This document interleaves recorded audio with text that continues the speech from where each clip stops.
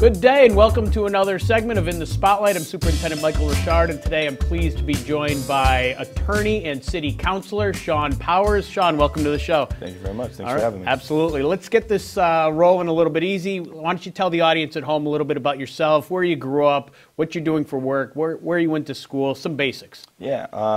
So thanks for having me on the show today. Thanks for, In the Spotlight for doing this. I think it's great that the high school, the new school has these facilities, and I think it's a great way to stay in touch with the community. And I didn't have this at my high school, so I think it's great that it's here. And when I have kids, not yet, but hopefully they get to utilize something like this here. And so third generation West Springfield resident, born and raised in town. My grandfather grew up over on Alston Ave in the Big E area. My mom grew up in Chilson off of Sibley Ave, and then I was around the Tatham area and then the Elks growing up. Started out at Grace Nursery School off of Route 20, then to John Ashley, then to Tatham, and apparently my parents thought that I wasn't as funny as I thought I was, so from there I went to St. Thomas and Cathedral, but stayed involved in town. My family's pretty involved, or were pretty involved, and I think that was a great way to kind of acclimate me to the community. From there, school-wise, I went to Keene State. I don't know if you've ever been to Keene State up in New Hampshire, but yep. Beautiful area. And then for law school, I went to New England School of Law, which is in downtown Boston. Great transition from, pretty much like a really kind of country setting in a valley in New Hampshire, where there was really no major mall or anything for at least 45 minutes to Boston, where you have 3 Macy's within a 15 or 20-minute drive. So it was really great. And once I graduated, I came home. But while I was in Boston, actually, I worked for State Senator Jim Welch for the Office of Healthcare Finance, which was a really great internship over the summer. I bartended at the same time, and then I worked for my parents. So kind of just knew I was going to come home. I started doing the residential, commercial real estate for my father before I graduated, and I had been writing trusts for my mother for about 10 years or so. Well, now for about 10 years, but probably at that time when I was about 24 for about 2 or 3. So it was really great, kind of a great starter, for me, and and I guess now I'm also a city councilor for West Springfield, and I kind of balance the 2 jobs. So yeah, so let's talk about that. So you are there's a work-life balance for sure that exists, but there's also some professional balance that you need to engage in. So 2 challenging jobs, being an attorney and being a city councilor. Yep. Which one is more challenging and why?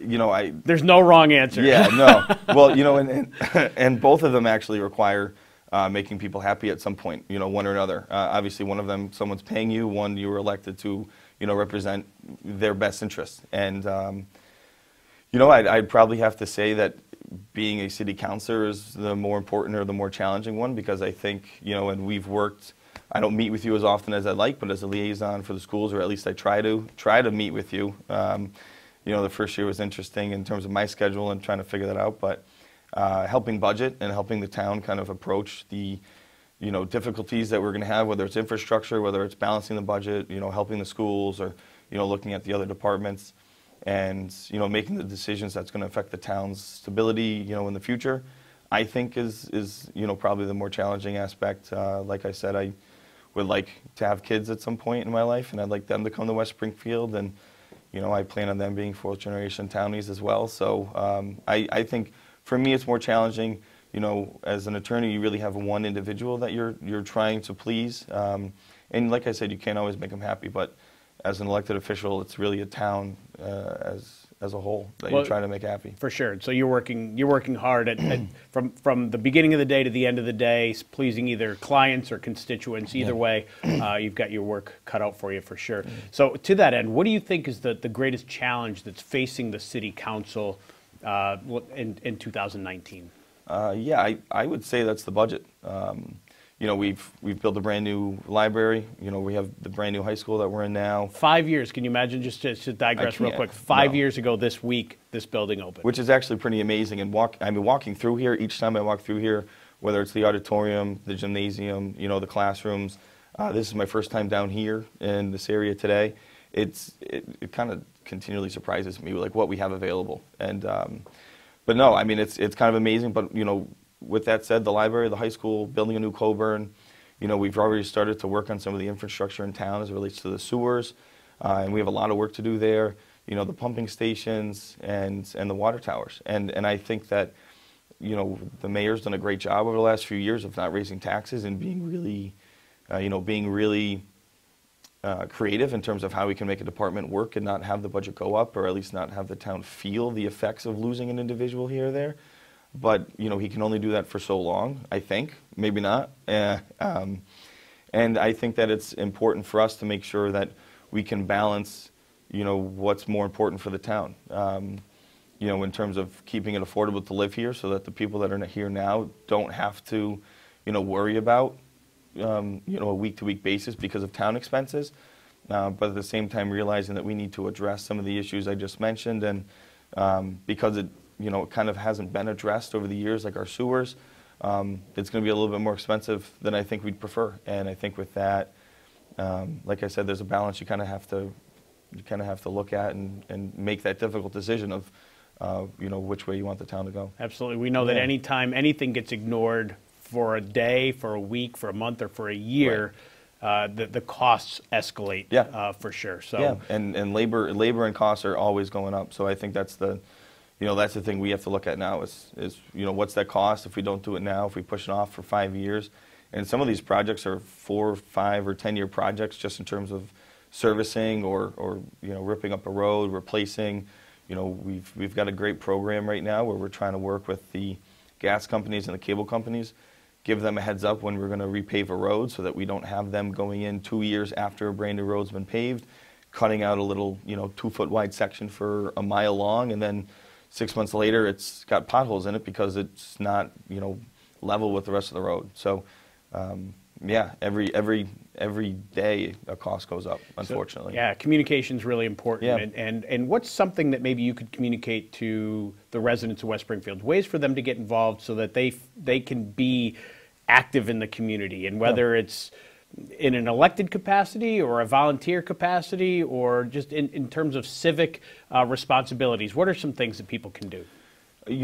From knocking on doors last year when I did that, I realized a lot of people do have passionate feelings about the town, and I think one of the best ways, if it's the school, is showing up to school meetings. I know the school has, I think, monthly meetings where parents can come to, and they can, certainly voice their concerns.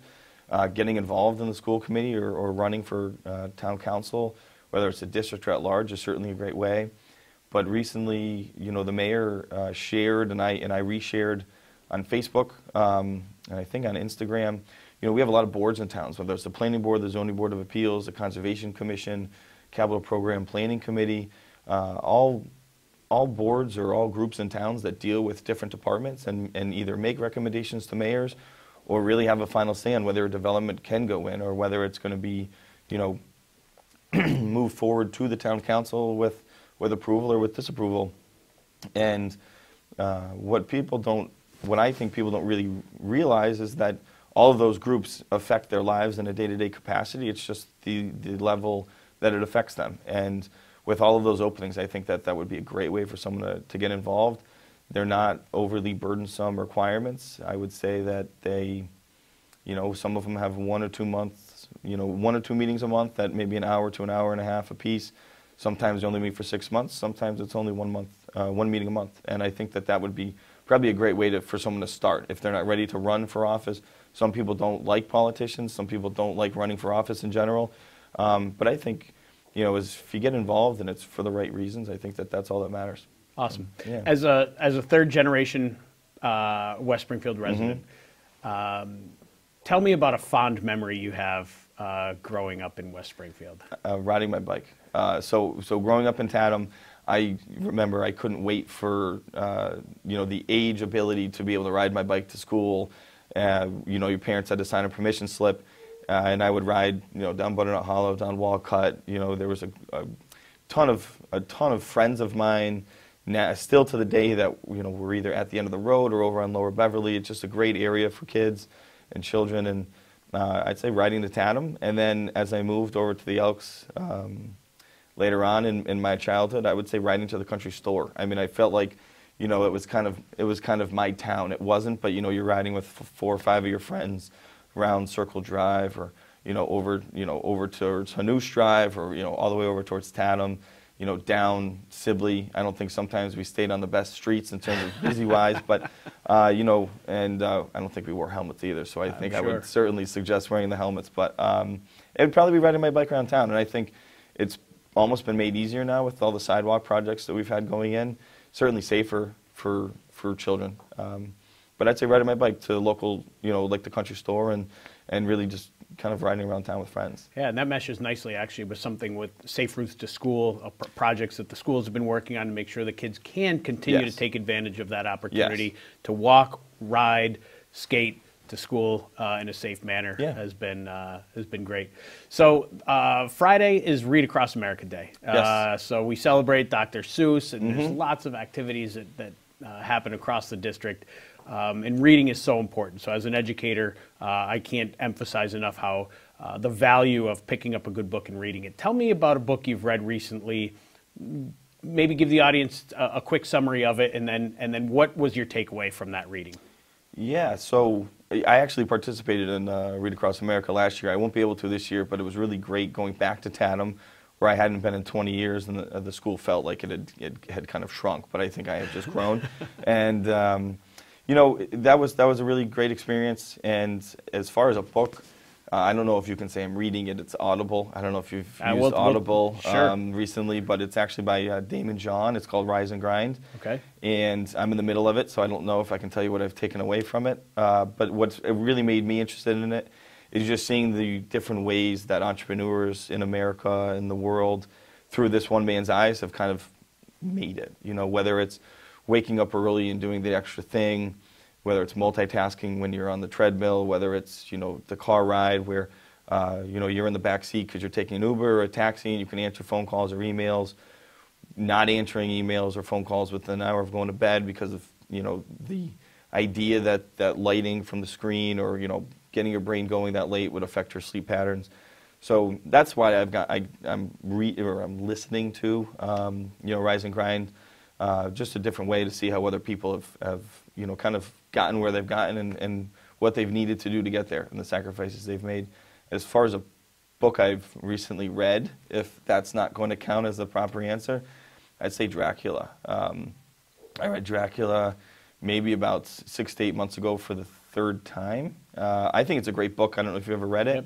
Yep. I love the verbiage. I just love how it's written. I think that it's just, wasn't really ever good at English. I don't think that was one of my strong suits in elementary or high school, but the writing that authors used to have back 150 years ago, 100 years ago is just, I think it sparks a certain portion of your brain that kind of is creative, and it makes you interested in reading that. And Dracula, obviously, I think there's books and movies about vampires everywhere, but it's really just a good book, and I think it was written very well. And I would actually suggest it to anyone that hasn't read it.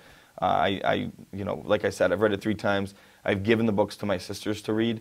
I just think that and Frankenstein would be another one. That has more of a meaningful purpose to me. I think that's about someone who creates something, who loves what he's created, and then he's afraid by it, but there's some innocence in the creature. There's the question of whether society made the creature or whether the creature was always a creature. And I think with all the bullying things today, maybe that would be a little bit more appropriate in terms of a lesson to be taken away from something. Whether it's the people or the individual. And I think it's a mixture of both. For sure. Yeah. Well, I got to tell you, whether it's Audible or in print, either way, expanding your mind in some version, in some way, is really important. And never put the book down is really important. So, and by the way, no wrong answers. So either one of those answers are great. But let's talk about the question I ask everybody when they come on the show is an opportunity for us to keep the segment alive with fresh faces. And so I'm always looking for ideas about future guests. So tell me, who is somebody that you might like to see featured in the spotlight? So I wasn't locally. I would actually like to hear, you know, what someone like Eric Lesser may say about working at the Obama administration and then coming back to Western Massachusetts and getting involved on a local level, not so much a federal level anymore. Or Richie Neal. I mean, Richie Neal's been there for, I think, 30 years. He's certainly, I don't think he's going anywhere anytime soon. You know, you've heard rumblings of him being the chair of Ways and Means and you know, possibly, depending on the outcomes of certain elections, maybe being the ambassador to Ireland. And I just think it would be great to, I don't think a quick interview, you know, if you can extend it 5 times, you know, whatever in the spotlight would allow. You know, the questions I think that you could have for him would just be endless in terms of his experience on the federal level, working to bring things back locally. And over the years, the different governors, presidents, and really Senate and House, and his, you know, interpretation of how that's kind of shaped where we are today. I think it would be really interesting just from a local person's perspective. I think the challenge is going to be great, but I'll tell you that I think that Senator Lesser and Representative Neal are now officially on notice, and we'll get to work on trying to make that happen. I may ask you for some assistance in that, but happy to. It's been my pleasure today to be joined by City Councilor Sean Powers. I hope you've got something to take away from this conversation that we've had, and I look forward to seeing you at another episode of In the Spotlight. Have a great day.